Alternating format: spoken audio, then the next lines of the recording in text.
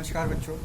तो आज हम अनुरण इसके बारे में देखेंगे कि उसको किस तरीके से समझा जा सकता है।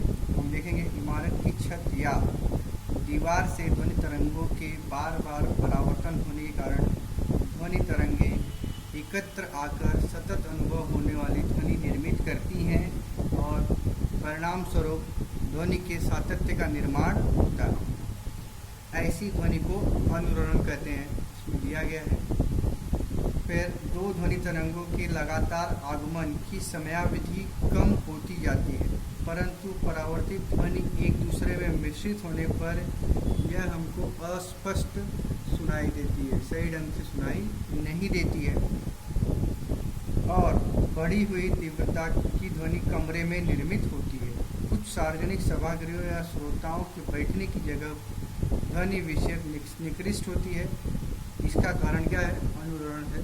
तो उसमें क्या किया है कि आपका जो सार्वजनिक सभागृह है उसको इस तरीके से बनाया जाता है कि ताकि उसमें ध्वनि अच्छे से सुनाई दी जा सके। आगे देखते हैं सोनार एक पद्धति है जिसमें हम लोग गहराई नाप सकते हैं सागर की। इस सागर की गहराई कितनी है तो उससे सोनार पद्धति का उपयोग किया जाता है। तो उसका फुल फॉर्म है साउंड नेविगेशन एंड रेंजिंग का लघु स्वरूप सोनार है। ओके, अब इसमें अंदर क्या दिया गया है? सोनार द्वारा क्या किया जाता है? पराश्रव्य ध्वनि का उपयोग करके जल में स्थित पिंडों की दिशा, दूरी और उसका वेग का मापन किया जाता है। फिर सोनार में एक प्रेक्षित तथा एक संसूचक होता है। उन्हें जहाज पर या नाव पर लगाया जाता है। देखिए यहाँ पे प्रेक्षित और एक संसूचक, यहाँ से पराश्रव्य ध्वनि निकलती है, फिर टकरा कर वापस जाती है। तो जितने टाइम में पहुँचती है उस टाइम के हिसाब से उसकी गहराई का अनुमान लगाया जाता है। प्रेषित पराश्रव्य ध्वनि उत्पन्न करके प्रेषित करता है और ये तरंगे जल में चलती हैं तथा समुद्र तल में पिंड से टकराने के पश्चात परावर्तित होकर संसूचक द्वारा ग्रहण कर ली जाती है। इस तरीके से बताया गया है। और आगे देखते हैं, संसूचक पराश्रव्य ध्वनि तरंगों को विद्युत संकेतों में बदल देता है जिनकी समुचित व्याख्या की जाती है।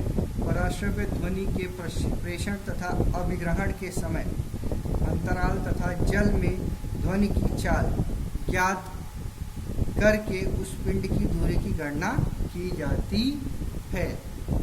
सोनार की तकनीकी का उपयोग करके समुद्र की गहराई ज्ञात की जा सकती है और जल के अंदर स्थित पहाड़ियों, खाइयों, पनडुब्बियों, हिमशैल, डूबे हुए जहाज आदि की जानकारी हम प्राप्त कर सकते हैं इसके द्वारा।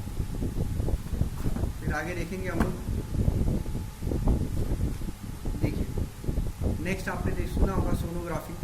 सोनोग्राफी की जाती है पेट में अगर कोई समस्या है या कोई दर्द उठ रहा है तो उसके उपाय के लिए अगर डॉक्टर को नहीं मालूम पड़ता है तो क्या किया जाता है? सोनोग्राफी की जाती है। तो सोनोग्राफी यंत्र देखिए इस तरीके से यूज़ किया जाता है और उससे ये प्रतिबिंब प्राप्त होता है।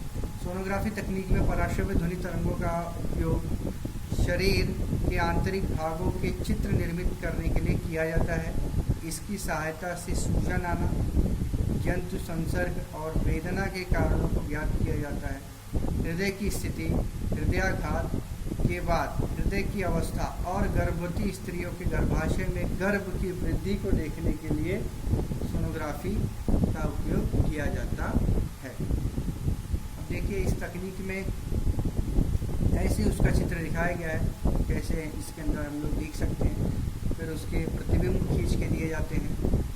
इस तकनीक में एक छोटी सी सलाई और एक विशिष्ट द्रव का उपयोग किया जाता है। सलाई और त्वचा के बीच संपर्क उचित प्रकार से होने तथा पराश्रव्य ध्वनि का पूर्ण क्षमता से उपयोग करने के लिए इस द्रव का उपयोग किया जाता है। परीक्षण किए जाने वाले भाग की त्वचा पर द्रव लगाकर सलाई की सहायता से उच्च आवृत्ति की ध्वनि द्रव में से शरीर में संचरित की जाती है। शरीर के आंतरिक भागों में परावर्तित ध्वनि को पुनः सलाई द्वारा एकत्र किया जाता है और इस परावर्तित ध्वनि की सहायता से संगणक द्वारा शरीर के आंतरिक भागों के चित्र तैयार किए जाते हैं। यह तकनीकी वेदना रहित होती है और अचूक निदान करने के लिए इस तकनीकी का चिकित्सा शास्त्र में उपयोग किया जाता। तो इस तरीके से आज हमने सोनोग्राफी के बारे में देखा। जैसे बेटी बचाओ और सेव द गर्ल चाइल्ड, इसमें भी यही सब दिया गया है कि विज्ञान के माध्यम से तकनीकी में हुआ विकास मानव की प्रगति के लिए उपयोगी तो सिद्ध हुआ, परंतु फिर भी तकनीकी के दुरुपयोग से मानवीय जीवन पर अनेक दुष्परिणाम हुए हैं। उसमें जो है सोनोग्राफी की तकनीक के आधार पर हमें यह पता चलता है कि जन्म लेने वाला भ्रूण कैसा है, उसकी वृद्धि कैसे हुई, किंतु इस तकनीकी का दुरुपयोग कर लड़का और लड़की के बीच भेद करते हुए स्त्री भ्रूण हत्या का प्रमाण बढ़ रहा है। ऐसा करना कानूनी अपराध है, इसलिए PNDT एक्ट बनाया गया है। तो आज हम इतना ही देखेंगे। इसके आगे वाला जो भी टॉपिक है वो नेक्स्ट पीरियड में देखेंगे। धन्यवाद।